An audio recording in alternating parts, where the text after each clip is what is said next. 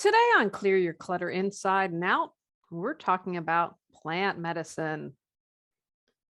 Do you wonder how plants can support you in creating better health? How can you use plants in everyday rituals? Are you curious about the lives of plants and what they might be saying? Learn about plant medicine as we continue our month focusing on hodgepodge. Do you control your clutter, or does your clutter control you?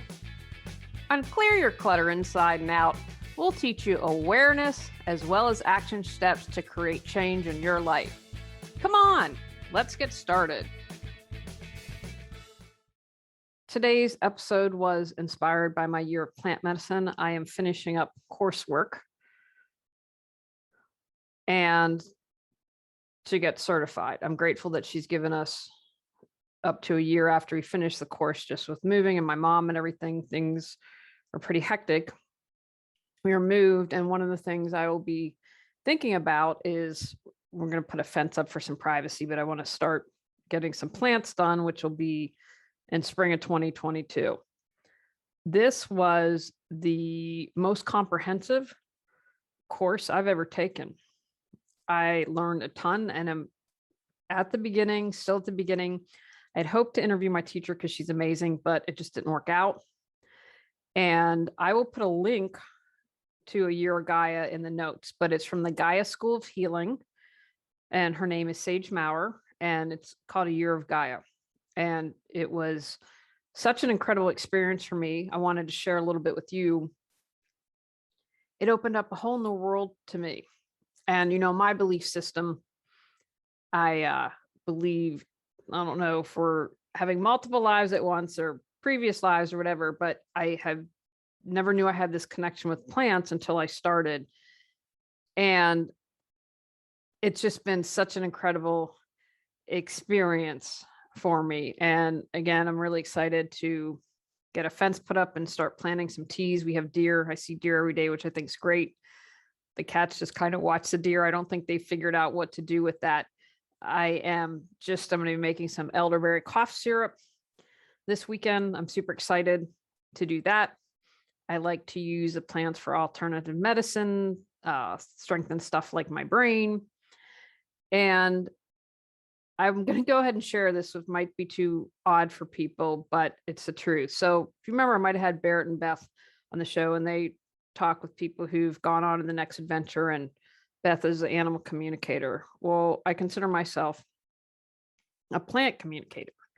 I can hear plants talk to me, and that might be nutty. And I'm not alone. I don't think that I have any special gifts. I think people who are really into gardening would probably tell you the same thing, who work with plants. I don't think what I'm saying is that crazy, although for some people it might be. And I'm just going to share one little interesting thing. So I had this amazing, and I want to plant this when I get settled. I'm hope that it'll go up here because we're in a different zone. So we have these amaranth plants that were phenomenal, and they grew to about 6 feet tall, this brilliant red and purple and just amazing.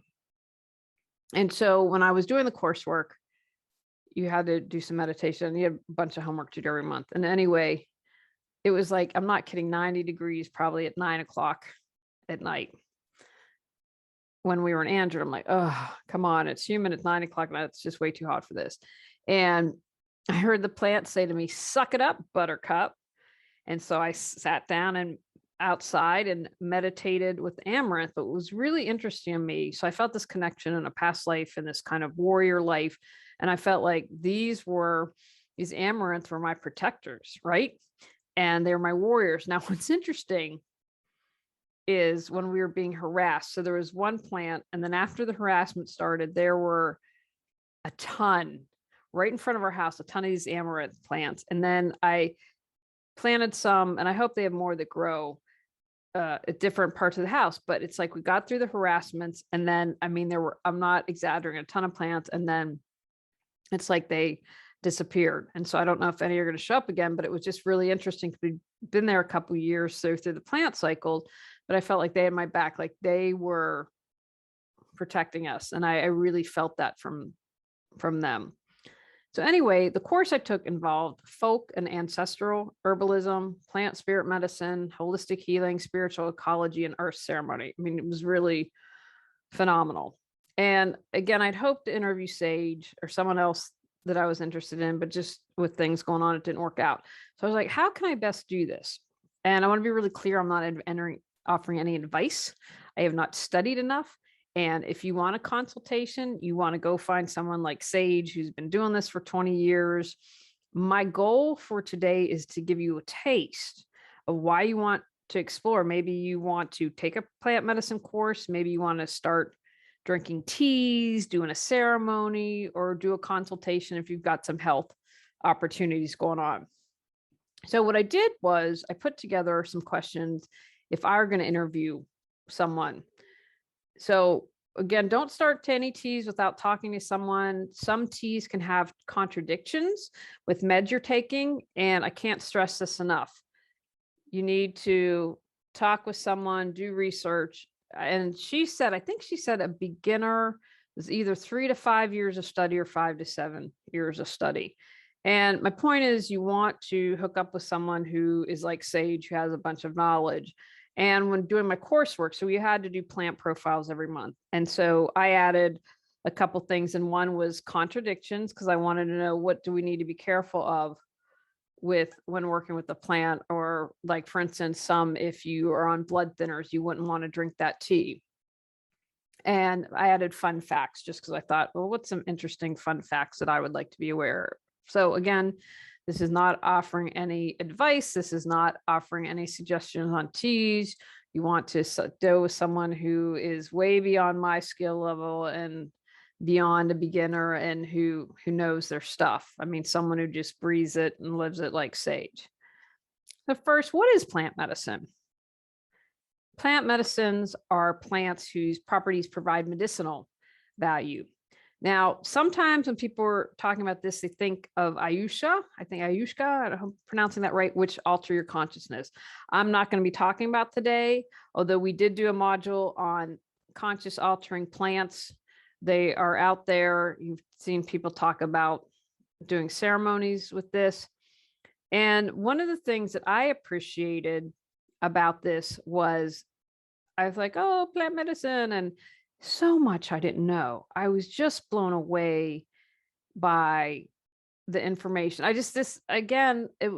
feel like I have a connection from the past, but there was definitely this world that opened up to me. Now, good example is elderberry syrup. Many of you, I mean, you go into CVS now, you can buy elderberry syrup. I think they might have it under some different names, or it might include other things besides elderberry. But that's just an example of using the plants, the medicinal property of the elderberries, into cold relief. Now, I want to give you a tip that is really good. So I have the mason jars. Actually, I'll pull one down and show you. So I use a little hard. There we go. We can see it there. So I use these big mason jars. So when I put in, and it might be, depending on what it is, tablespoon of tea, maybe a couple teaspoons, depending on the strength. And so this is a great way to make your tea, get the water super hot. And here's a tip she taught us. You put a knife in the jar. So that way, if you put in the boiling hot water and are steeping the tea, that it doesn't break the glass jar. And she was really funny. She's like, I've broken a lot of glass jars. So that's your tip. You're making a big old batch of tea. So what are some plants that can support you? You have probably heard of a lot of these. Chamomile for anxiety and relaxation. Echinacea for colds, flus, and infections, but it's also something that can be used in wound healing. Feverfew for migraines and arthritis. Ginger for easing nausea and motion sickness. I get horrible motion sickness. That is something that I remember once. I was very lucky when I was in college. I worked at the Jordan Pond House in Maine, and I was invited to go on a week-long trip on a yacht, which is the only time I've ever done that, but it was amazing. Her father owned Swiss Airlines or it was Swedish something over in that part of the world. And anyway, I mean, I had my own bedroom on a yacht. house it. I was very grateful. And Maine, where we had a natural fjord, and so it was an incredible experience. But at one time we hit bad weather. The boat was going literally back and forth like that, almost tipping over. And I was like, I have nausea. So anyway, ginger's great for that. Ginkgo is something you can use for asthma, bronchitis, fatigue, and tightness. I actually need to check that out because I've got that now. Goldenseal for diarrhea and skin and eye irritations, and it can be used as an antiseptic. One of the other things that when we were doing our plant profiles is an antiseptic, anti-inflammatory, all the properties that they had. It's really interesting. Milk thistle for liver conditions. And many of you have probably heard of St. John's wort as an antidepressant. Valerian root for sleeplessness, and that can help reduce anxiety. Chickweed is good for thyroid, and I wish I'd known that 10 years ago because I would have tried it. So I'm going to do a little show and tell now. So if you're listening to the podcast, you might want to go on over to YouTube. So here, mullein leaf, the bag it came in. So this is something that is good for lungs. My mom, when I was younger, so this is the little leaf powder, a little hard to tell. What I'll do is see if you can see that. And my uncle, they had a beautiful mullein plant in the yard. I'm like, that's plant medicine. And his partner, who sadly, he died really sad, June 29th. But I believe that Herb was there to help my mother cross. So mullein leaf is something that's good for lungs. Here's oat straw, so you can see that. And think of not oatmeal, but oats. And so this is a really good, very thing for just kind of calming and soothing. And it's one of the things she said she always recommends just for people to feel better and to feel better in general. But again, I'm not recommending anything. Do not take this as advice. I want to be really clear on that. I don't want to sound like a broken record, but this is why plant medicine can support you. It's like anything. You got to pay attention, know the contradictions and all that. On behalf of elderberries. So I'll pull a couple of these out. So this is what I'll be making. Cough syrup. Let's see if I can get a good shot. Kind of hard. So if I can point the camera down, let's see how. See, there you go. Oh, I figured it out. See, it's kind of, sort of. So anyway, those are elderberries. And I'm going to be making, oops. I have to pick up some elderberries. But anyway, that's something to make like a cough syrup. I've made that before and it turned out really well. Let's see. Oh, I want to show you hibiscus. I'm going to tell you, this is wow. And, a lot of times you need sweeteners and teas. But if you get the real, like the plant with everything, it's just, the smell of this. I feel like this is, I wish you could smell this. So anyway, here are the things. See, look at those gorgeous hibiscus flowers. And so this is like my favorite tea to make in the summer. I discovered, apparently they sell this at Starbucks, but there's a great little independent store here in Wheeling, and they have medicine ball, which is hot lemonade, and they put cinnamon and a couple other things. So with all my plant medicine, I'm going to have fun doing that. And this is Go-To Cola, which is for your brain. That's good for brain health. So those are just a couple. I have a bunch of them set up, but those are just some of the ways that plant medicine can help you. And again, you'll want to, like, chamomile tea that you can buy in the store. You don't know you've been through that process. That's why I want to show you the hibiscus leaves. I know you can buy hibiscus tea in the store, but the flowers, wow. I mean, I just wish you could smell that. So there are different options. Mountain Rose Herbs is a place that she recommended to us. They're really great. They're really wonderful and have a ton of stuff. If you name it, they probably have it. Do you wonder about your chakras? Does the energy around you feel stuck, stagnant, or negative? How well are you aware of your intuition and follow its guidance? Have you found yourself taking on other people's feelings, emotions, and more? Ready to clear energetic clutter and have your space, home, mind, and heart feel good? Got Clutter 365 Journal Prompt Energetic supports you in clearing your energy clutter. Free gift with purchase, available at reawakenyourbrilliance.com, Amazon, Google Books, and more. So how else can you use plants? This is, again, boy, did I expand. I didn't know. Fresh juice, like I wanted to find fresh chickweed. I wanted to have chickweed juice and did not get to do that this year. So I'm hopeful I'm going to be able to find someone local. I really want to know about West Virginia plants now that I'm here. Make juices. You can make balms. You can make salves. Now, I'm not as good. I've got to work on that. And, one of the things she said, to tell us, like, it's different. You're going to have color if you use fresh plant material, but when you're putting in a little crock pot, you kind of have to watch it and stir it. And so I have definitely messed up some batches of stuff, but it's just something I need to do training. Making vinegars. I made vinegars that were really tasty with plants. You can use in cooking. Like I have lavender, like there's a lavender lemon cookie, lavender and lemonade. Lavender is really great. You can make tinctures. I've made some tinctures. I don't have any of my own. Again, this winter we'll get started on that because tinctures are expensive. Syrups. I made a lavender syrup that turned out pretty well. You can use in rituals and ceremonies. And so, for instance, I'll show you. So some of the things that I got, which are part of some frankincense.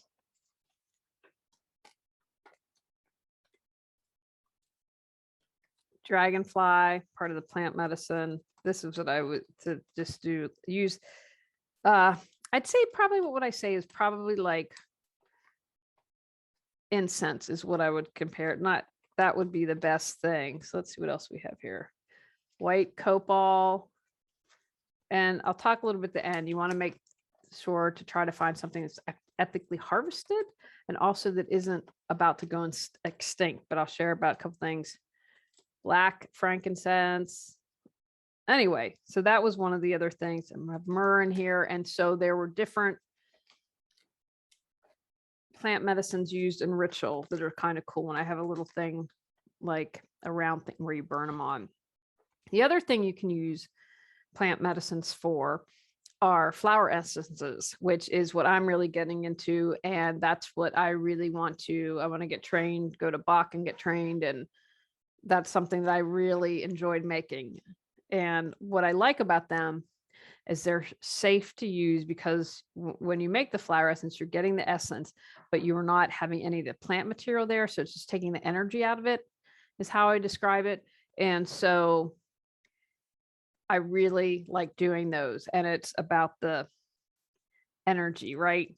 And changing that and shifting that. And so flower essences are something that I am really excited to do. And I'd hoped to had everything packed up and just everything for my mom. It had been my hope to do something like that to help her transition to her next adventure. And so hopefully I will work on that for someone I love, I can support them in a way. But anyway, I felt them. I really enjoyed.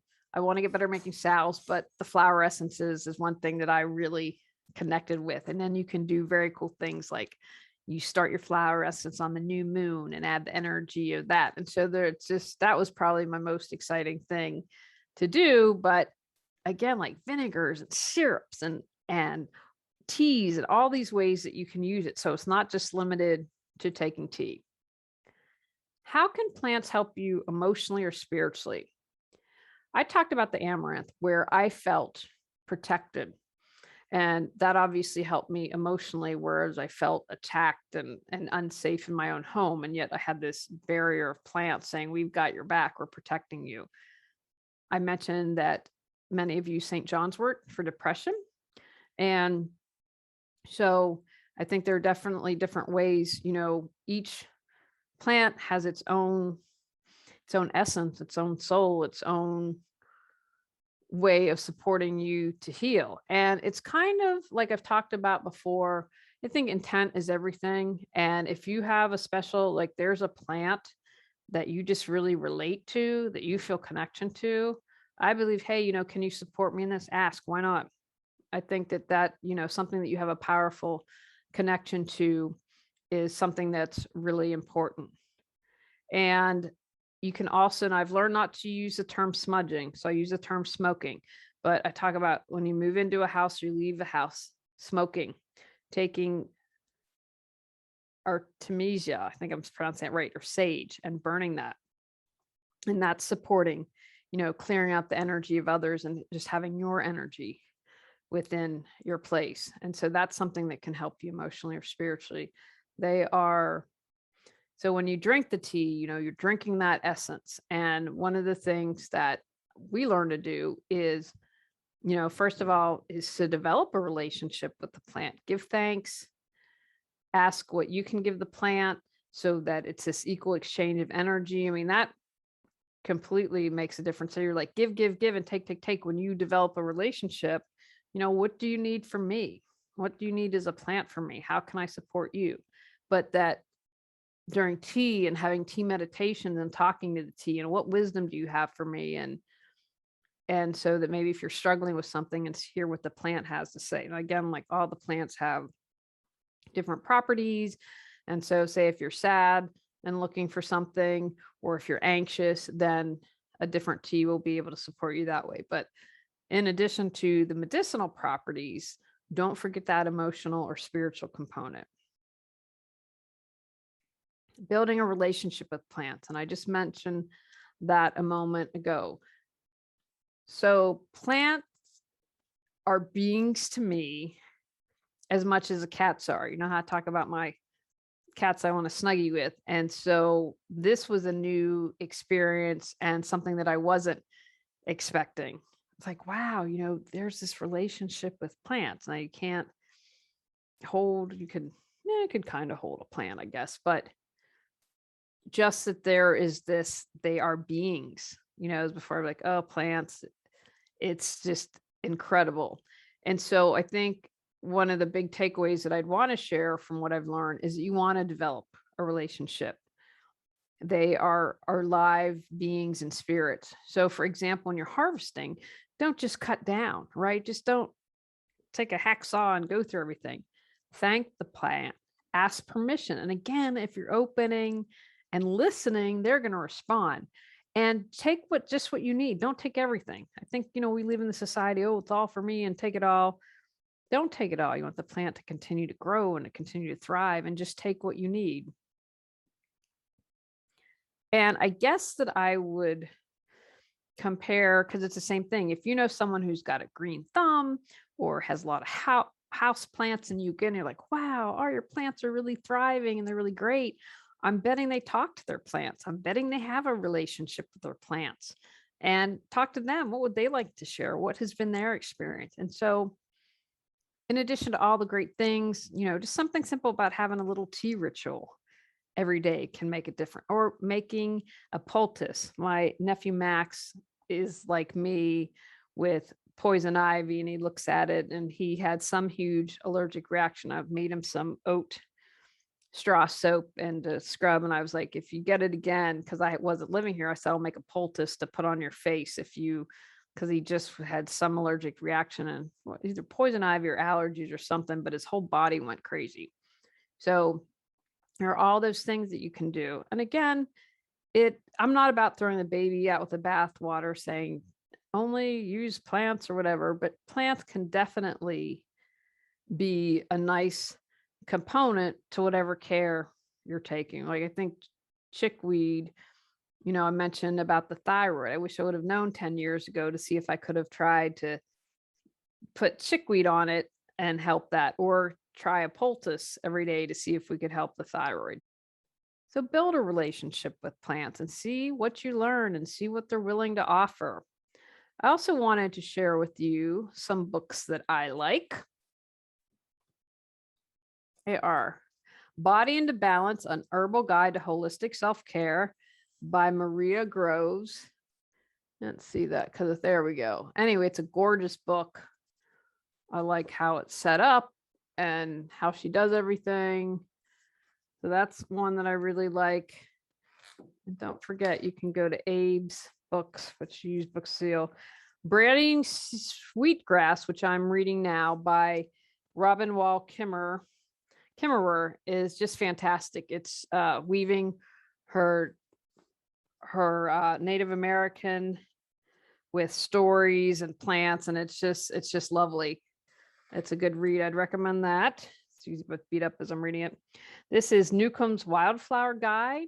So, this is, I'm hopefully going to be using, we are going to West Virginia in the cabin at the end of the month, and I'm hopeful to use this as we do some hiking. And then I really love this one, The Gift of Healing Herbs, Plant Medicines and Home Remedies for a Vibrantly Healthy Life by Robin Rose Bennett.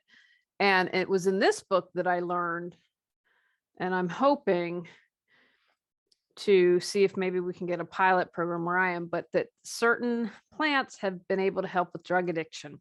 And in West Virginia, as in other areas, it's a huge problem. And if I could be any part of supporting people healing in that, I already said to my teacher, hey, if I come up with a plan, can you review it?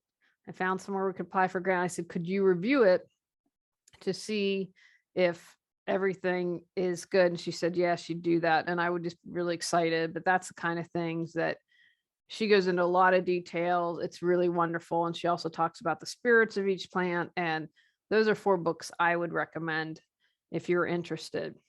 And then one note I have been sharing is to make sure your plants are ethically harvested. I talked about Mountain Rose Herbs is a great resource to find things. For instance, Palo Santo has become endangered because it's been purchased, and it's mainly Americans that are purchasing it, but it's become endangered and so harvested. Now I have someone gave me Palo Santos, over a decade ago. So I have that, but I will never buy it because of that. A lot of sage, and it's Artemisia. I believe I'm pronouncing that right. You want to find out, is it ethically harvested? Is it endangered? Because some are on the verge of moving in that direction.